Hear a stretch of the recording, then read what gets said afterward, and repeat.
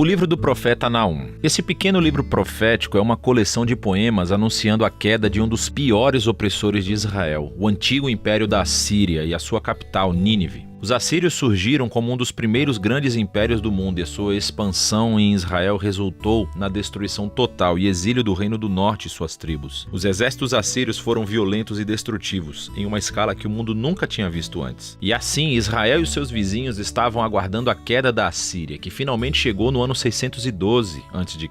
Os babilônios se levantaram e começaram uma rebelião que alcançou Nínive e derrubou o Império Assírio. E assim, o capítulo 2 descreve a queda de Nínive em poesia vívida, e o capítulo 3 explora a queda do império como um todo. Mas esse livro não é apenas um discurso irado contra os inimigos de Israel. O capítulo introdutório nos mostra que há muito mais acontecendo aqui. O livro abre com um poema incompleto do alfabeto que começou descrevendo uma aparência poderosa da glória de Deus. É muito semelhante a como o livro anterior, Miqueias, começou e como o próximo livro, Abacuque, vai concluir. E é Deus, o Criador Todo-Poderoso, vindo para confrontar as nações e trazer sua justiça ao mal deles. E o poema começa citando a famosa linha da autodescrição de Deus, após o incidente do bezerro de ouro no livro de Êxodo, capítulo 34. O Senhor é tardio em irar-se, e Ele é grande em poder. Ele não vai deixar o mal impune. E assim o resto do poema vai e volta, contrastando o destino das nações violentas e arrogantes com o destino do remanescente fiel de Deus. Quando Deus derruba todos os impérios arrogantes, Ele provê refúgio para aqueles que se humilham perante Ele. Ora, aqui está o que é realmente interessante. Você pensou que esse livro era apenas sobre a Assíria, mas Naum, na verdade, não menciona Nínive ou Assíria no capítulo 1. E quando ele descreve a queda dos bandidos, ele usa a linguagem de Isaías sobre a queda da Babilônia, que aconteceu muito mais tarde na história. E não apenas isso, Naum também descreve a queda dos inimigos como uma boa notícia para o remanescente do povo de Deus. É uma alusão direta às boas novas de Isaías sobre a queda da Babilônia. E assim, todos esses pequenos detalhes do capítulo 1 se juntam para criar um ponto-chave. Para Naum, a queda de Nínive está sendo apresentada como um exemplo, como uma imagem de como Deus atua na história em todas as épocas. Como Ele não permitirá que os impérios arrogantes ou violentos de nosso mundo durem para sempre. E assim, a mensagem de Naum é na verdade muito parecida com a de Daniel. A Assíria está em uma longa linha de impérios violentos ao longo da história. E o destino de Nínive é um memorial ao compromisso de Deus de derrubar os violentos e arrogantes de todas as épocas. Com essa perspectiva do capítulo de abertura, o livro retorna ao foco na Assíria. E assim, o capítulo 2 descreve a batalha de Nínive e a queda da cidade em estágios progressivos. Então, primeiro vemos a linha de frente dos soldados babilônicos. E então nós lemos sobre o ataque dos carros. E então o caos nas muralhas da cidade quando a cidade é violada. Depois o massacre do povo de Nínive e logo o saque da cidade. O capítulo 3 continua descrevendo os resultados da queda da cidade pelo império como um todo. Então Naum começa anunciando uma desgraça sobre a cidade cujos reis a construíram com o sangue dos inocentes. É uma imagem de como a injustiça foi construída no próprio sistema que fez a Assíria ter tanto sucesso. Mas a violência dele semeou as sementes da sua própria destruição. E assim a Assíria cairá diante da Babilônia. O livro conclui com uma provocação contra o rei caído da Assíria. Ele está ferido com uma ferida fatal, e dentre todas as nações que ele oprimiu uma vez, ninguém veio para ajudá-lo. Em vez disso, eles cantam e celebram a sua destruição. E é assim que o livro termina. Agora, esse é um livro sombrio, mas é importante ver como a mensagem de Naum aborda os trágicos e perpétuos ciclos de violência e opressão humanas em todas as épocas. A história humana está cheia de tribos e nações se elevando e usando a violência para pegar o que querem, resultando na morte de inocentes. E o livro de Naum usa a Assíria e a Babilônia como exemplos para nos dizer que Deus está entristecido e que se importa com a morte dos inocentes, e que a sua bondade e a sua justiça o obrigam a orquestrar a queda de nações opressoras. E o juízo de Deus sobre o mal é uma boa notícia, a menos, claro, que você seja a Assíria. O que nos traz de volta para a conclusão do poema de abertura do capítulo 1, o que nos diz que o Senhor é bom e um refúgio no dia da aflição. Ele cuida daqueles que se refugiam nele. E assim, o pequeno livro de Naum convida todos os leitores a se humilharem diante da justiça de Deus e a confiar que, em seu tempo, ele derrubará os opressores de todo tempo e lugar.